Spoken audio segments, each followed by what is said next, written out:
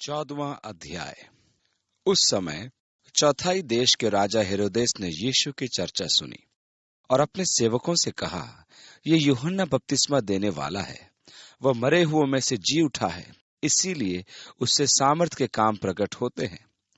क्योंकि हेरोदेस ने अपने भाई फिलिप्पुस की पत्नी हेरोदियास के कारण यूहन्ना को पकड़कर बांधा और जेल खाने में डाल दिया था, क्योंकि यूहन्ना ने उससे कहा था कि इसको रखना तेरे लिए उचित नहीं है। इसलिए वह उसे मार डालना चाहता था, पर लोगों से डरता था, क्योंकि वे उसे भविष्यद्वक्ता मानते थे।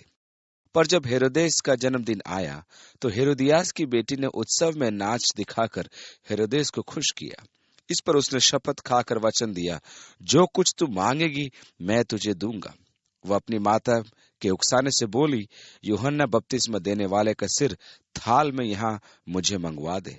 राजा दुखी हुआ, पर अपनी शपथ के और साथ बैठने वालों के कारण आज्ञा दी कि दे दिया जाए, और उसने जेल खाने में लोगों को भेजकर यूहन्ना का सिर कटवा दिया। और उसका सिर थाल में लाया गया और लड़की को दिया गया, जिसे वह अपनी माँ के पास ले गई। तब यूहन्ना के चेले आए और उसके शव को ले जाकर गाड़ दिया और जाकर यीशु को समाचार दिया। यहाँ हेरोदेस द्वारा यूहन्ना का सिर कटाने की कहानी है। इस हेरोदेस का नाम एंतिपास था। यह हेरोदेस महान का पुत्र था। हेरोदेस महान के अनेक पुत्र थे, जिनमें से 3 को हेरोदेस महान के अधिकार क्षेत्र के भाग दिए गए थे। इस हेरोदेस की पत्नी निबेशियन राजा अरेता की पुत्री थी। जब वह रोम गया तब उसने अपने भाई हेरोदेस फिलिप से भेंट की और उसकी पत्नी के प्रेम जाल में फंस गया। उसने अपनी वास्तविक पत्नी को तलाक दिया तथा इस स्त्री हेरोदियास को गली ले आया। यूहन्ना बपतिस्मा देने वाला सीधा और स्पष्ट कहता था। उसने हेरोदेस को झिड़क दिया कि उसने अपनी पत्नी को बिना कारण त्याग दिया और अपने भाई की पत्नी से विवाह किया। ये दोनों कार्य व्यवस्था विरोधी थे।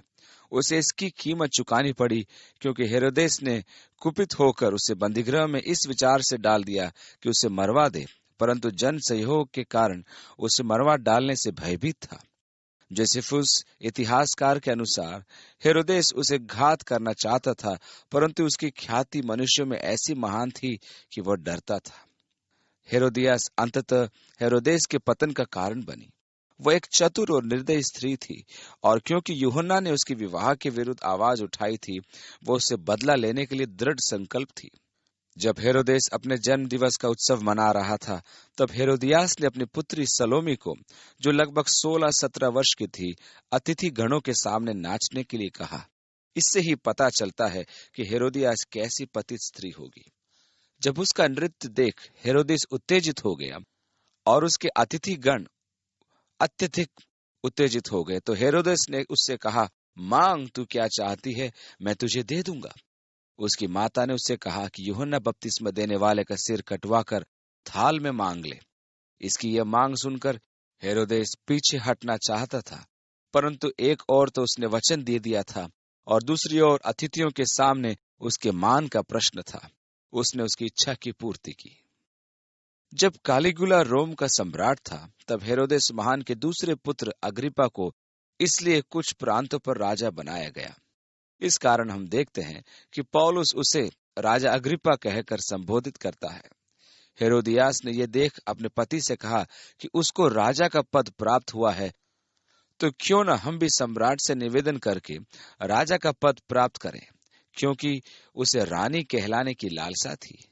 जब अग्रिप्पा को यह संदेश प्राप्त हुआ, तब उसने तुरंत सम्राट कैलिगुला को यह संदेश भेजा कि हेरोदेस को पद और अधिकार की लालसा है कि वह आपके विरुद्ध विद्रोह करे, अतः उसे विश्वास नहीं करना।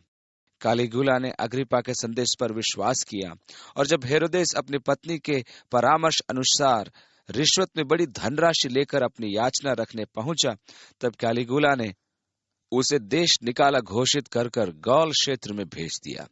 इस प्रकार उसकी महत्वाकांक्षाएं का अंत हुआ, और साथ ही हेरोदेस और हेरोदियास का भी। कैलिगुला ने हेरोदियास से कहा, तू मेरे पास रह सकती है, परंतु उसने कहा कि वह अपने पति के साथ जाएगी। हेरोदियास ने यही एक सम्मान का कार्य किया। परमेश्वर के भविष्यद्वक्ता के विरोध का परिणाम उन्होंने भुगता, क्योंकि उसने साहस पूर्वक उसे उसके पाप का बोध कराया था। इस प्रकार हम यीशु के भाई यूहन्ना भविष्यद्वक्ता की मृत्यु का वर्णन पढ़ते हैं। जब हेरोदेस ने सुना कि यीशु अनेक चमत्कार दिखा रहा है, तब उसको परेशान अंतरात्मा ने उसे कसोटा और वह कहने लगा, ये यूहन्ना बपतिस्मा देने वाला है, वो मरे हुओं में से जी उठा है और इसलिए वह ऐसे अद्भुत काम करता है। वह निश्चय ही यूहन्ना को सच्चा भविष्यद्वक्ता मानता था। अब पद 13 देखिए। जब यीशु ने सुना तो नाव पर चढ़कर वहां से किसी सुनसान जगह एकांत में चला गया। यीशु को निश्चय ही बहुत दुख हुआ होगा। गलील सागर के पार अनेक सुनसान स्थल थे। उन्हें आप रेगिस्तान न समझे, क्योंकि वहां रेगिस्तान नहीं है। और लोग ये सुनकर नगर नगर से पैदल उसके पीछे हो लिए। यदि कफरनहूम से गलील सागर को पार किया जाए, जो कि 8 मील चौड़ा है, वहां से तो नाव पार जाती दिख जाती है, और इस कारण जनसमूह गलील सागर के ऊपरी सिरे से होकर दौड़ता हुआ वहां जहां वो उपस्थित था पहुंच गया। ये एक कठिन स्थिति होती है जब आपका चित्त अशांत हो और आप एकांत में बैठकर प्रार्थना करना चाहते हो तथा भविष्य की योजना तैयार करना चाहते हो। तब वहां जनसमूह खड़ा आपकी प्रतीक्षा कर रहा हो। यीशु ये कह सकता था, मैं यहाँ विश्राम हेतु आया हूँ, तुम लोग क्या मुझे अकेला नहीं छोड़ सकते? आज अनेक महान प्रचारक ऐसा करते हैं, सबसे अवकाश लेकर पहाड़ों पर चले जाते हैं। उसने निकलकर बड़ी भीड़ देखी और उन पर तरस खाया। हे परमेश्वर, हमें यीशु जैसी सेवा का मन प्रदान कर कि मनुष्यों से खिन्न होने के स्थान पर हम उन पर तरस खाना सीखें। परमेश्वर हमें उनकी आवश्यकताओं के प्रति अनुकंपा प्रदान करे। 14वीं आयत। और उसने उनके बीमारों को चंगा किया। जन समूह में यीशु के खोजी उतने नहीं थे जितने कि अपने बीमारों के लिए यीशु को खोजते थे कि अपने रोगियों को उसके पास लाएं या उससे आग्रह करें कि उनके लिए प्रार्थना करें। अतः उन्हें झिड़क देना बड़ा आसान कार्य था, क्योंकि वे केवल अपना लाभ देखते थे और यीशु का अनुसरण नहीं करते थे। वे समर्पण करना नहीं चाहते थे। ये कैसी सत्य बात है! परंतु यीशु ने कभी नहीं झिड़का, वो उनकी सेवा में व्यस्त रहा। मुझे यीशु का ये स्वभाव बहुत अच्छा लगता है। आगे लिखा है, जब सांझ हुई तो उसके चेलों ने उसके पास आकर कहा, ये सुनसान जगह है और देर हो रही है, लोगों को विदा किया जाए कि वे बस्तियों में जाकर अपने लिए भोजन मोल लें। पर यीशु ने उनसे कहा, उनका जाना आवश्यक नहीं, तुम ही इन्हें खाने को दो। उन्होंने उससे कहा, यह हमारे पास 5 रोटी और 2 मछलियों को छोड़ और कुछ नहीं है। उसने कहा, उनको यहाँ मेरे पास ले आओ। तब उसने लोगों को घास पर बैठने को कहा और उन 5 रोटियों और 2 मछलियों को लिया और स्वर्ग की ओर देखकर धन्यवाद दिया और रोटियां तोड़ तोड़ कर चेलों को दी। और चेलों ने लोगों को। जब सब खाकर तृप्त हो गए तो चेलों ने बचे हुए टुकड़ों से भरी हुई 12 टोकरियां उठाई और खाने वाले स्त्रियों और बालकों को छोड़कर 5000 पुरुषों के लगभग थे। तृप्त का जो यूनानी मूल शब्द है उसका अर्थ है पेट भरकर। यह अनुवाद अधिक उचित है। रोटियां और मछलियों को बढ़ाने का यह चमत्कार था। कुछ ऐसे लोग भी हैं जो चमत्कारों में विश्वास नहीं रखते और वे इसमें से चमत्कार के काम को घटा देना चाहते हैं, इसलिए अन्य संभावित व्याख्याएं करते हैं। ध्यान दीजिए कि ये रोटियां और मछलियों को एक छोटे लड़के के पास से ली गई थी। संभव है कि जब उसने यीशु के पास जाने की इच्छा दर्शाई तब उसकी माता ने उसे खाना बांध कर दिया होगा। जब चेलों ने यीशु से कहा कि जन समूह को विदा किया जाए कि वे बस्तियों से भोजन लेकर खा लें, यीशु ने कहा, नहीं, वे मार्ग में मूर्छित हो जाएंगे, अतः पहले उन्हें खाने को भोजन दो। वे कहने लगे, हजारों रुपया कहां से लाएं कि उनको खिलाएं? खाना खरीदें क्या?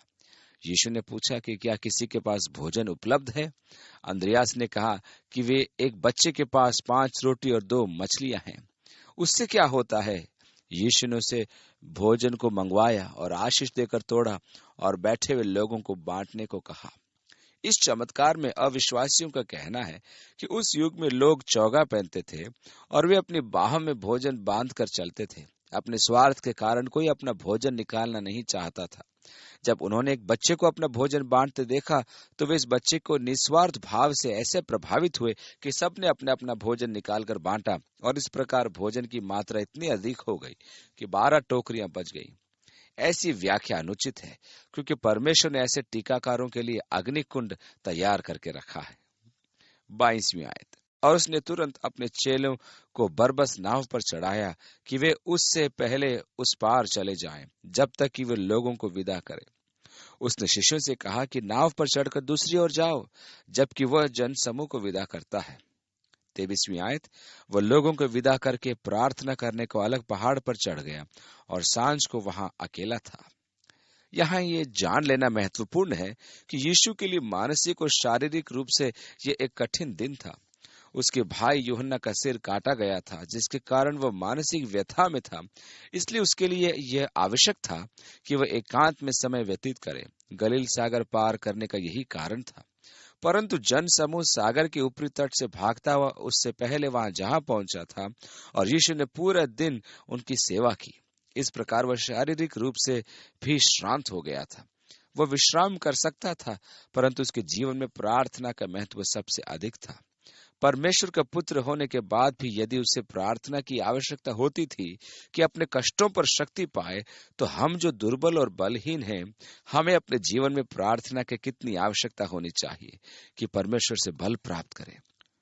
हमारी प्राथमिकताओं में विश्राम और नींद है, जिन्हें हम बल का स्रोत समझते हैं, परंतु यीशु पहाड़ पर जाकर प्रार्थना करता है। दूसरे सुसमाचारों के अनुसार उसने पूरी रात प्रार्थना में व्यतीत की। वह जान चुका था कि वास्तविक बल का स्रोत प्रार्थना ही है, और सांझ को वह वहां अकेला था। उस समय नाव झील के बीच लहरों में डगमगा रही थी, क्योंकि हवा सामने की थी। कनसरत से लौटते हुए गलील सागर में भूमध्य सागर की घाटी खुलती है, जिसकी आंधियां चिन्नरेत घाटी से होकर सागर में प्रवेश करती है। अतः लौटते समय तेज हवा आपके विरुद्ध होती है। इसलिए चेलों को हवा और लहरों के विरुद्ध नाव चलाने में कठिनाई हो रही थी।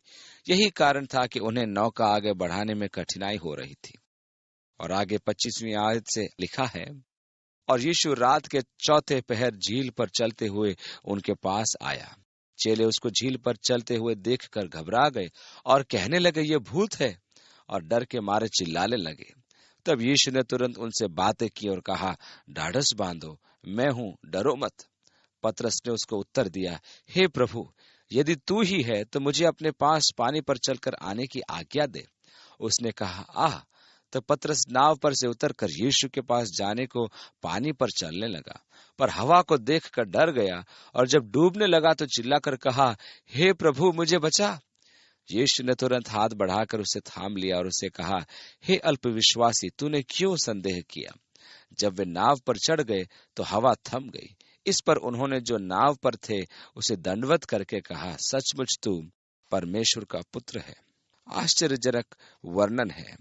पतरस पानी पर चलने लगा और ऐसा प्रतीत होता है कि वह चलता चला जाएगा, परंतु अकस्मात ही लहर के छींटे उसके मुंह पर लगे। वो यीशु को निहारता आगे बढ़ रहा था, परंतु लहरों के छींटों ने उसका ध्यान यीशु से हटाकर अपनी ओर किया, और तुरंत ही वह डूबने लगा और पुकार उठा, यीशु, मुझे बचा। मैं सुन सकता हूं कि यीशु हंसने लगा होगा और बोला, हे अल्पविश्वासी पतरस, क्या हुआ? तूने इतना अच्छा आरंभ किया था, अब क्या हो गया? अरे अल्पविश्वासी पतरस। यहाँ हमारे लिए शिक्षा यह है कि हम अपनी आंखें यीशु पर लगाए रखें, परंतु परिस्थितियां कितनी सरलता से हमारा ध्यान अपनी ओर आकर्षित कर लेती हैं, और हम अपनी समस्याओं की महान लहरों की ओर ध्यान देने लगते हैं। परिणाम स्वरूप हम डूबने लगते हैं। सबके सामने डुबा देने वाली दैनिक परिस्थितियां जिनमें हम घिरे रहते हैं और वे हमें डुबा देती हैं। हमें अपनी आंखें प्रभु पर लगाए रखनी है, क्योंकि वह लहरों का और इस सागर का स्वामी है, वह आंधियों का स्वामी है। पतरस जब तक यीशु को निहारता रहा, तब तक वह लहरों पर चलता रहा, और जिस पल उसने यीशु पर से आंखें हटाकर लहरों को देखा, उसी पल लहरों का आतंक उस पर प्रबल हुआ और वह डूबने लगा। मेरे लिए यहाँ सबसे महत्वपूर्ण बात यह है कि जब पतरस डूब रहा था, तब उसने यीशु को पुकारा। मेरी भी यही परिस्थिति है। मैंने भी कितनी बार प्रभु मुझे बचा ऐसे कहा, और मैं अनुग्रहित हुआ। हे अल्पविश्वासी, तूने संदेह क्यों किया? तू बिल्कुल ठीक चल रहा था। जब वे नाव पर चढ़ गए तो हवा थम गई। इस पर जो नाव पर थे उन्होंने उसे दंडवत करके कहा, सचमुच तो परमेश्वर का पुत्र है। उन्होंने अद्वैत दिव्य शक्ति का प्रदर्शन देखा था। वे पार उतरकर गन्नेसरत देश में पहुंचे और वहां के लोगों ने उसे पहचान कर आसपास के सारे देश में कहला भेजा और सब बीमारों को उसके पास लाए। गन्नेसरत या चिन्नेरत भूमध्य सागर की एक घाटी है और उससे लोग विनती करने लगे कि वह उन्हें अपने वस्त्र के आंचल ही को छूने दे, और जितनों ने उसे छुआ वे चंगे हो गए। यीशु के वस्त्र जादुई वस्त्र तो थे नहीं कि उनके स्पर्श से ही रोगी रोग मुक्त हो जाए। यहाँ रोग मुक्ति सामान्य का कारण था कि रोगी का विश्वास, उसके वस्त्र को छूना उनके विश्वास को प्रयोगात्मक रूप प्रदान करना था। विश्वास तो होता है परंतु वह निष्क्रिय होता है, अर्थात यह मानना कि परमेश्वर कर सकता है, परंतु विश्वास का वह चरण जब मनुष्य आश्वस्त हो और पूर्णतः विश्वास करे कि वह कर सकता है, तो यह विश्वास का प्रयोगात्मक रूप होता है। मेरे विश्वास में हम सब उस श्रेणी में आते हैं जब ये मान ले कि परमेश्वर कुछ भी कर सकता है। यदि मुझे कोई रोग हो और मैं ये मान लूं कि परमेश्वर मुझे रोग मुक्त कर सकता है, मैं अस्पताल जाकर उन रोगियों को देखूं जिन्हें डॉक्टर ने जवाब दे दिया है, तो मैं शायद विश्वास रख सकता हूं कि परमेश्वर उन्हें चंगा कर सकता है। लेकिन यदि मैं सचमुच विश्वास करूं और मेरे विश्वास को क्रियाशील बनाना चाहूं, तो मैं हाथ बढ़ाकर उनके लिए प्रार्थना करूंगा। तब मेरा विश्वास प्रयोगात्मक रूप में विश्वास कहलाएगा। मेरे विश्वास में उसके वस्त्रों का स्पर्श वह बिंदु था जहां रोगी अपने विश्वास को क्रियाशील एवं प्रयोगात्मक रूप से प्रयोग करते थे। वे जानते थे कि यीशु कर सकता है, परंतु वे जानते थे कि उसका वस्त्र छूते ही ऐसा हो जाएगा। यही वो बिंदु थी जब वे अपने विश्वास को क्रियाशील कर सकते थे और रोग मुक्ति पाते थे। नए नियम में ऐसे अनेक अवसर हैं जब विश्वास को प्रयोगात्मक रूप प्रदान करने के संपर्क स्थान उत्पन्न हुए थे। यीशु ने अनेक अवसरों पर ऐसे संपर्क स्थान उत्पन्न किए। जब उसने अंधे व्यक्ति की आंखों पर मिट्टी लगाई और कहा कि कुंड में धो ले और तू देखेगा, उस व्यक्ति को विश्वास था कि वह मिट्टी धोते ही देखने लगेगा। यह विश्वास को प्रयोगात्मक रूप प्रदान करने का संपर्क स्थान था। पुराने नियम में हम देखते हैं कि एलिशा ने नामान से कहा था, जाकर यर्दन में 7 बार डुबकी लगा और 7वीं बार तू रोग मुक्त हो जाएगा। पौलुस के साथ क्या होता था? रोगी के संबंधी उसके वस्त्रों को ले जाकर रोगियों पर रखते थे और रोगी रोग मुक्ति पाते थे। लोग रोगियों को मार्ग के किनारे पर रख देते थे कि उसकी परछाई गिरने से ही रोगी रोग मुक्त हो जाए। उसकी परछाई विश्वास को प्रयोगात्मक रूप प्रदान करने का संपर्क बिंदु थी। हमें अपने विश्वास को भी किसी न किसी प्रकार प्रयोगात्मक रूप प्रदान करना है, जिससे कि हमारा विश्वास क्रियाशील हो जाए।